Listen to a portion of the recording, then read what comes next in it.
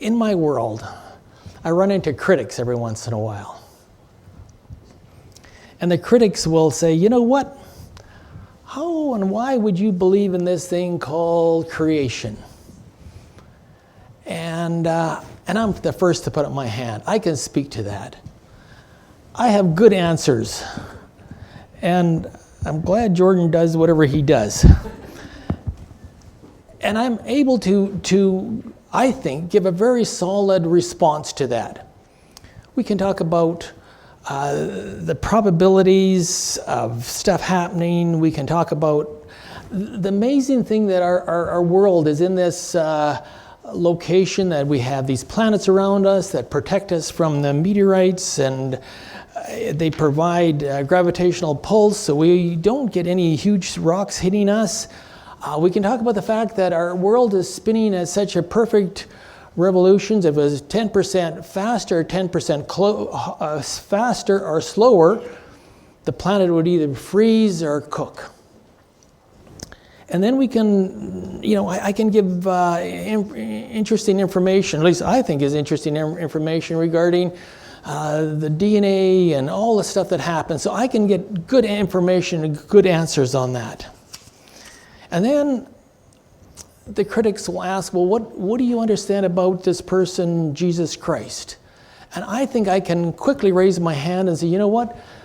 There is a good explanation on that. We have 300 prophecies in the Bible that talk about when he would be here, where he would be born, where he would end up dying, and all the things that go with it. And so we can establish through biblical information and secular information the person Jesus Christ. So I can establish and give a strong case to be made on that.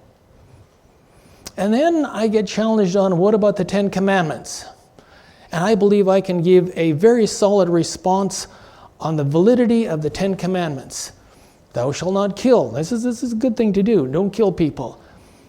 Don't lie. Don't steal. We have, keep the Sabbath and don't have other gods before me.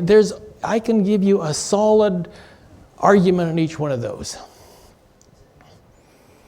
And then they say, what about forgiveness and grace? And you would think that would be an easy answer. And I want to talk about, let me do this. Let me take this jacket off. It creates more problems for me. And so I want to talk about grace and forgiveness. You would think that would be an easy thing for me to talk about. But I'm very slow to put up my hand and give an answer on that one. You see, I can talk to you about these cations, justification and sanctification. These are coined words that religious people have put together, and they somewhat explain it. But the problem is at the core of it, there is a real issue with this forgiveness thing, and it really bothers me. I can talk about. I can talk a whole bunch of other things, but when you talk about forgiveness and grace that we saw here, it becomes a real issue for me. And let me explain why. Russ here has a farm, and I know him very well. I'm going to pick on him today. If I live back in Bible times, where the Israelites were coming across the Sinai Peninsula, most of our concepts of grace and forgiveness start in that time frame. And at that time frame, the Israelites had received information about building a sanctuary, and they had the whole system set up, and it's fantastic, very fascinating what's going on. And so one day, Russ steals my donkey. And I go looking for my donkey, and Russ says, sorry, Greg, I had to go to 7-Eleven and I need a donkey. And so he gives me my donkey back, and I'm okay with that. And so he has stolen from me, but I forgive him. So I can say, no problem, Russ, I understand. There was a sale on at 7-Eleven, you had to get there. The next week, Russ takes my donkey again, and this time he sells it to the Philistine traders on the outside of the camp and takes the money. And I go looking for my donkey, and I can't find it. And finally, a week or two later, Russ finally confesses up. He says, "I stole your donkey. I'm sorry, Greg." Now, at that point in time, we would, in the concept of the Israelites and what they had set up, he would take an animal, go down to the priest, they would sacrifice it, and if this was, and this is really interesting point that sometimes is passed over, the priest would say to Russ, "You need to take a portion of that lamb back with you, and you need to sit down with Greg and have a meal with him and talk about it." And so what happens is that at that meal, I and Russ have a discussion, and two things take place. One, he has his relationship with God, his relationship with his religious understanding of God is reestablished because of his sacrifice of the lamb. His meal with me has reestablished his relationship within the community. So two things happen on forgiveness. One is my relationship with God is reestablished, and my relationship within the community is reestablished. So then my critics come along and say, "Okay, Greg, this is what catches me. This is my chink in my armor." I say to you, it's okay. Look at this text that was read here. You should forgive 7 times 70. I do my math, that's about 490 times. You should forgive Russ 490 times. And I say, well, that's a lot to forgive Russ. 380 would be about my max, but let's say we do the 490. I'm supposed to do that. And I say, okay, I'll do that. But God, why don't you do the same thing with your children? I'm supposed to do that with my friend. And the problem happens is in the Garden of Eden. Why didn't God forgive Adam and Eve? I say, look, you guys messed up. And then there comes this element of retribution or contribution, such as Russ would, going back to the Israelite example, would have to repay my donkey, get me another donkey. Interesting enough, he doesn't go to jail, he actually replaces what he stole. So if we take that same principle, the same concept back to the Garden of Eden, then what happens here in the Garden of Eden? They stole the fruit off the wrong tree. Why couldn't God have said, okay, guys, there's only one commandment, you messed up on it.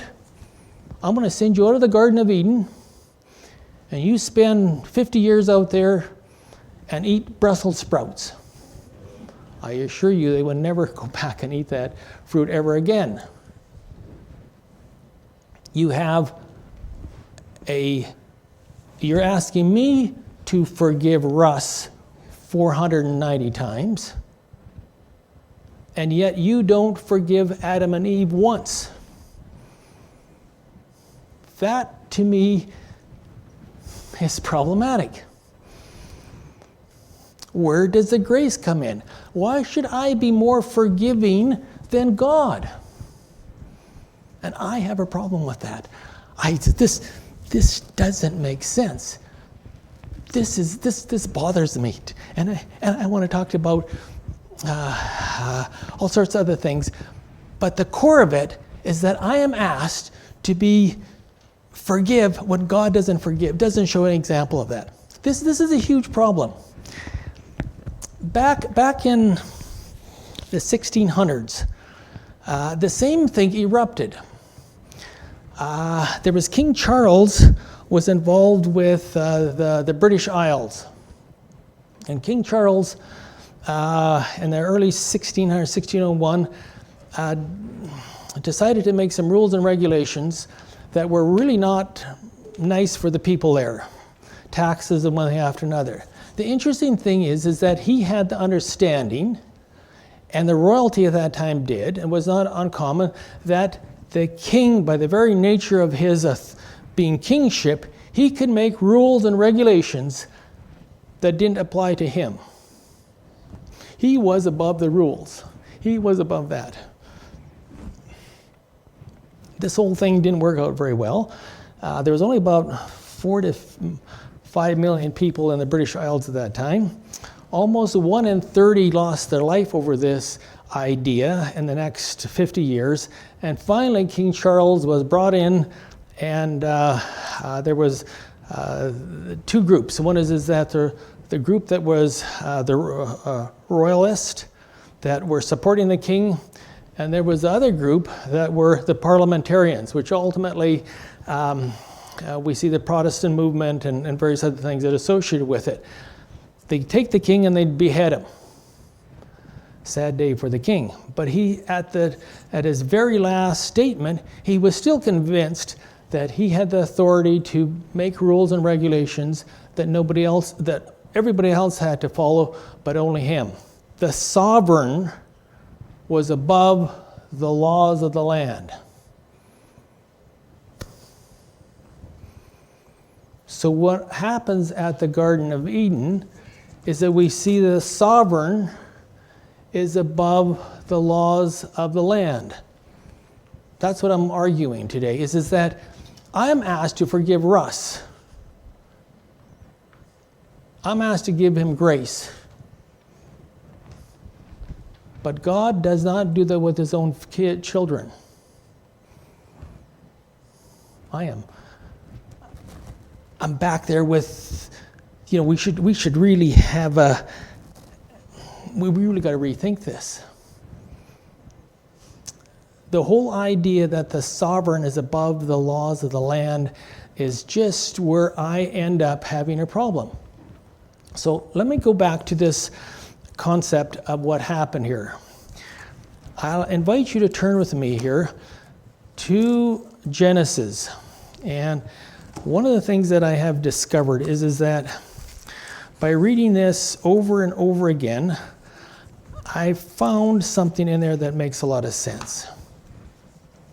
And here's where I'd like to draw your attention. This is going back to chapter 3. And in chapter 3, verses 4 in particular, I see in this chapter for the first time ever where both God and Satan are agreeing on the same thing. And to me, this was really very shocking to see that. I had never read anywhere in the scriptures that both God and Satan agreed on the same thing. So let me take you here to verse 4 here. And again, this is a serpent, the devil speaking to the woman. Then the serpent says to the woman, "You will not surely die." So this is a kind of interesting sideline. Whenever the devil speaks, there's probably a mixture of truth and error. People did die. "For God knows that in the day that you will eat thereof, your eyes will be open, and you will be like God, knowing good and evil." Knowing good and evil. So follow me over, if you would, to verse 21. Same chapter, verse 21. And it says, "Also for Adam and his wife, the Lord made tunics of skin and clothed them. Then the Lord said, Behold, the man has become like one of us, knowing good and evil." That is identical, almost word for word, to what the devil said.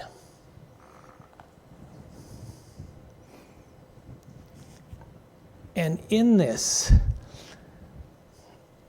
reading it back and forth, it finally registered to me where the solution was and where the answer lies. The answer lies in two things. First, number one, when we read the word evil, what is the essence of evil? Destruction and death. So we can interchange evil for the word death very easily. So that is a very solid point that we can take. Secondly, we read this oftentimes, and we read this rather quickly, and we don't understand the significance of what happened. Back on earlier in the chapter, verse 15, we see God actually making a promise that in his seed would be the solution, would be the answer to the sin problem or the sin issue that had happened. But in verse 21, I want to read this again for you. Also, for Adam and his wife, the Lord made from them tunics of skin to clothe them. And so what we see here is that earlier in the chapter, Adam and Eve had sinned, and this cloth of light fell away from them. So the first thing God does is deal with their shame. But when you make a tunic of clothes for a person, an animal had to die. So there's a death of animal. The commentary that I have read, and I believe this to be very true, is that this was a new event that took place in the universe. We have places where there is no life, but wherever there was life, it always continued. And for the first time ever, we see that God has been associated with this death event of an animal. And it was totally shock to everyone in that garden. I'm sure Eve screamed and Adam was in tears to have to kill this little animal. And I want to suggest that on verse 22, then the Lord God said, "Behold, man has become like one of us, knowing good and evil." Evil was the death of that animal. And I got to tell you that a number of years ago, I too became like God. That's a pretty arrogant statement. Knowing good and evil. I understand what happened in here very clearly. It was about this time of the year, Julie and I had, and we actually really like German Shepherd dogs. They're like real dogs, not like Betty has. These are like real dogs. Betty is a beautiful little puppy dog. And these animals sleep outside, and we had gotten 2 German Shepherds. One was a male and one was a female. And somehow Julie says, "Oh, let's call them Mark and Mindy." There was some television show on the 60s called that. And the name stuck. And we had this, so we had these 2 beautiful dogs running around. They were quite young, but they were about a year and a half old at this time. And it was this time of the year, my greenhouse, at that time we were using wood sawdust for heating. And we had this very large pit where the trucks would come in and dump this in, and the bottom of it, being that sawdust was problematic, we had this auger that had teeth on it, would chew into the sides of the sawdust and would bring it on a chain and go ultimately into the boiler and heating. It actually worked quite well. The problem was that when they would dump it in, oftentimes it would rain or would freeze, and an inch or 2 of ice would form on this, and then as the auger worked underneath, the thing would collapse, and this whole big chunk of ice and snow would fall down into the pit, and it would get chewed up. I had much discussions with my dogs, not about sleeping on this sawdust pile. But one morning I walked out, and it had frozen a couple inches. And my little puppy, little dog Mindy, had decided that it was a nice warm place to spend the night, and had been on top of this big sawdust pile, and the auger had chewed away, and it collapsed. And she went down 10 or 12 feet in the bottom where the auger was. I walked around there, and I saw her on the bottom, and I just screamed. I said, "Oh no, shut the machine off." And I had to put a ladder down there. And I went down, and I picked up my beautiful little dog, Mindy. And she was so smart and so fast, and she got beat up pretty badly with this auger. And there was blood all over her, and I had to carry her out. I carried her out and I buried her. That day, I became like Adam. I understood good and evil.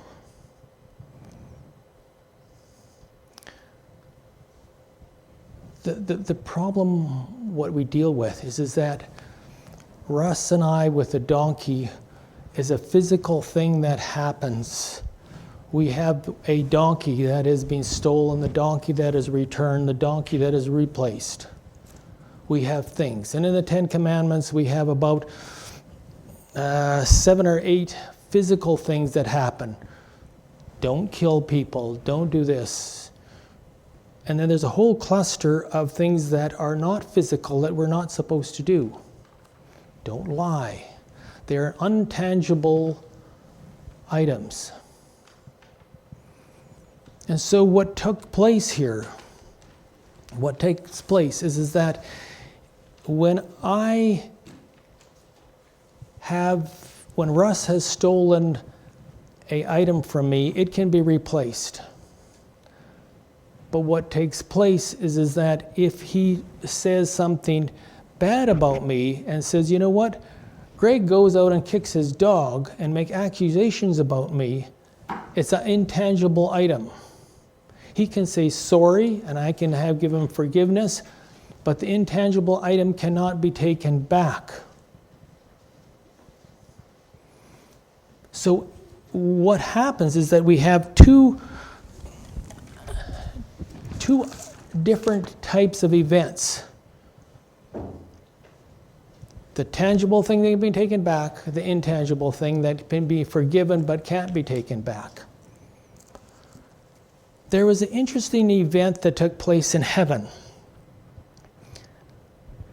Satan said to the heavenly host, the angels, etc. that was there, God is extreme, he's demanding, he is above his own laws.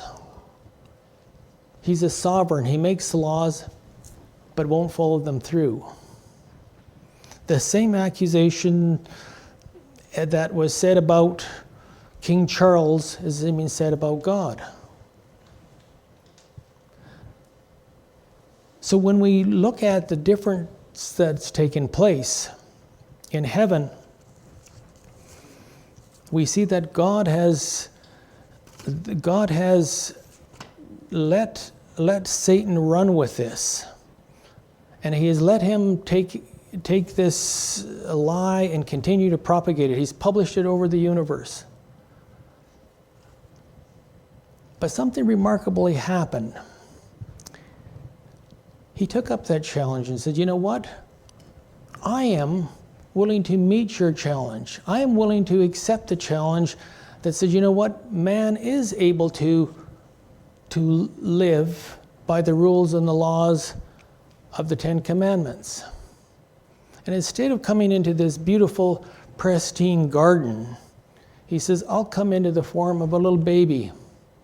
This little baby was born in a beautiful hospital facility. They had lovely nurses, clean bedding. They had hot water, hot warm towels. They had everything they need. He said, "Let me come in. I'll come in a stable, a barn, There was rats and mice running around.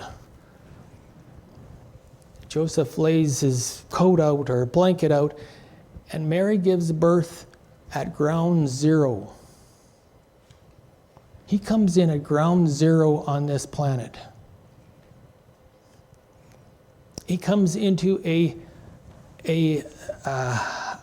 community that was known to be less than wonderful. Can any good thing come from Nazareth? Is the story that is being said at that time. He's raised in a bad community. He doesn't get the pristine education.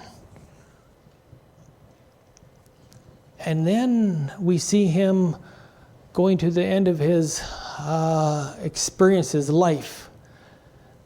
And he takes on all the abuse and all the challenges that are rendered at him at Calvary.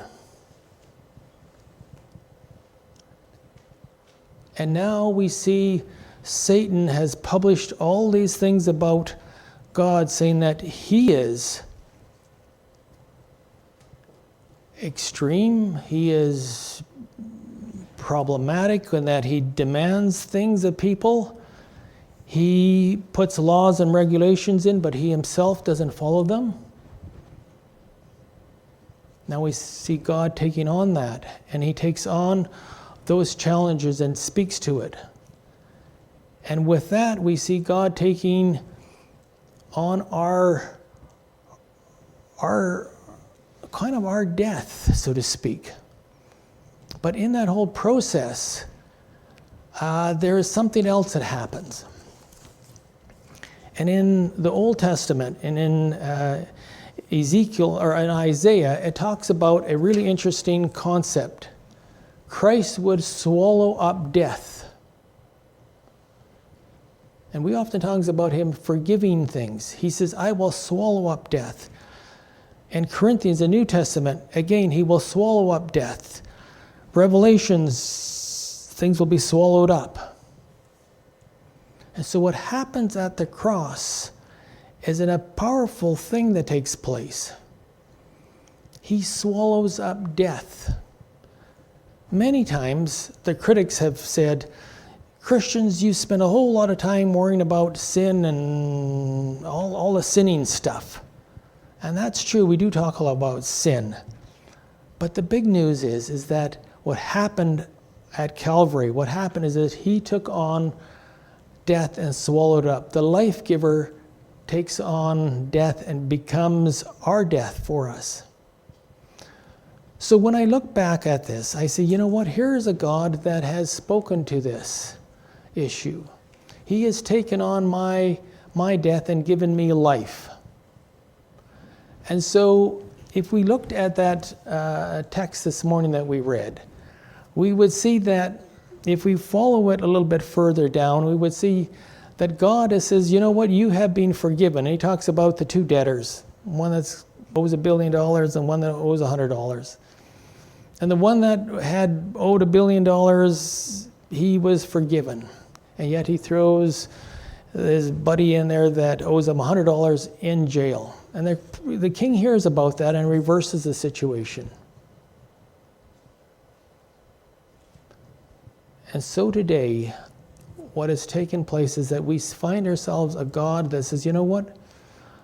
I will take on this thing called death, and I will swallow it up. Yes, your sins are forgiven, but I will give you life. So when we look at this problem, and the key is, one, how do we understand evil?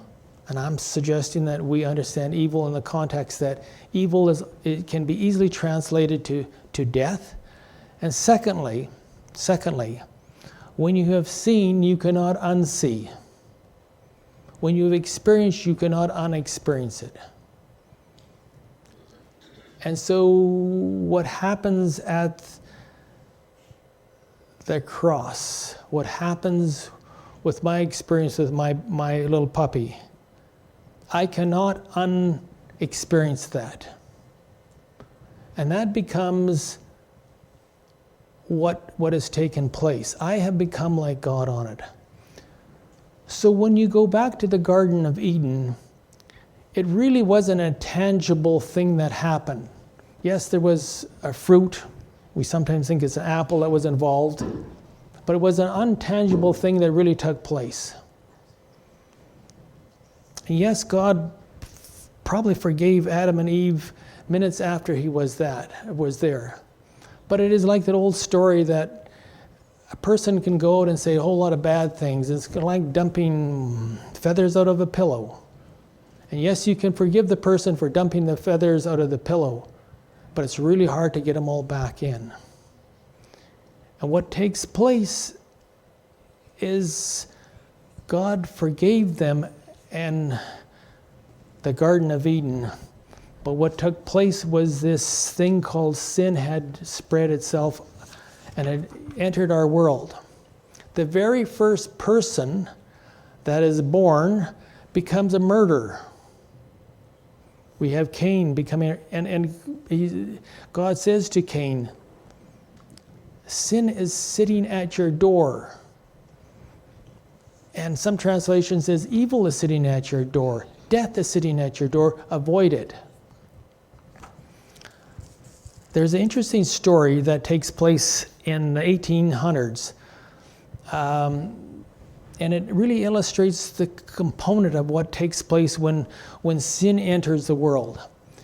Around 1800, the French decided to colonize a number of different countries, and one of them was Vietnam. In Vietnam, there was no rats there.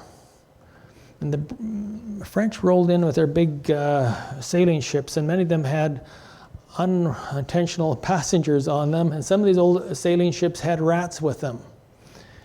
And the rats jumped off, and they ran in and up the river to Hanoi City. And the French decided that it would be a really good idea to build some sewer systems in the city. And they did. They built a very elaborate sewer system. But they forgot about the rats. And the rats invaded the sewer system. And today, Vietnam, Southeast Asia, has a huge rat problem. All because one or two rats got off that boat. In fact, some of the tours say that if you go to some parts of Hanoi City, some suburbs, that at night the whole neighborhood becomes alive with rats. And what we see is that all it takes is one rat to get that, one or two rats to get it going.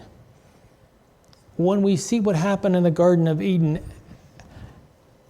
Adam and Eve unintentionally let the rats out. And we are dealing with a rat problem. But in the meantime, God has said to us, you can forgive one another, even though we have a sin problem. He forgave Adam and Eve, but it didn't remove the rats out. The rats were still on this planet. And forgiveness is something that we can do as individuals. And God forgave Adam and Eve. But you cannot undo an event. You cannot reverse. Nobody can reverse my experience of going down there and getting my little dog out. I have become like God. I have seen stuff. I've experienced it. Adam and Eve experienced death. And once death started to roll across this world, we all stand around open graves looking at the loss of our dear ones. And so what happened in Calvary was that God said, I will swallow up death. Our sin is important. Paul himself uses an interesting term a number of times regarding sin be not missing the mark. This is a term from archery. He doesn't downplay sin. But the real thing that happened on Calvary wasn't so much about my sin. We oftentimes hear this, oh, my sin put Jesus on the cross. And I feel really bad when I hear that. Actually, I wasn't even alive then, and even my grandparents. So it's a general comment that humanity's sin put Jesus on the cross. Yes, but the real thing that was behind the cross was Jesus coming here to swallow up sin, swallow up death. And swallowing up death gives me life. And so today, I'm encouraging you, as it was with back at that time, when those people had the source of life in them, when they had the source of life, and we see different examples on it, it is the promise that those are the people that will see the resurrection morning. Those are the people that we have said yes to Jesus. And I ask you today is that if you have never said yes to this amazing God that came to this earth to swallow up your death, consider this is the opportunity to do that. And so to answer my claim on my critics, I feel I have gotten a good answer for them, a very solid one. It comes in the form that, one, sin is death. Evil is death. God is all about life. He's a life God. And once you experience death, you cannot unexperience death.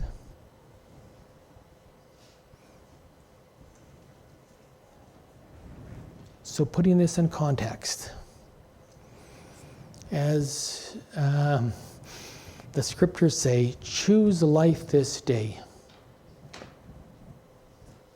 Don't choose death. There's only two options in this world. Choose life or you choose death. And death has been swallowed up by the life giver of the universe. So this morning, I ask you, I encourage you, our God is a God of life. He's a God of abundance and joy.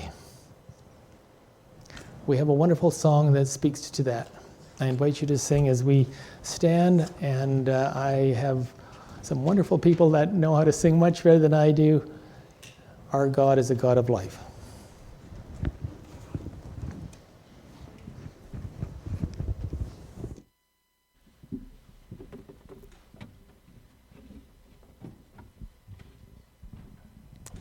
Please stand with us for our closing song, Yet Not I, But Through Christ in Me.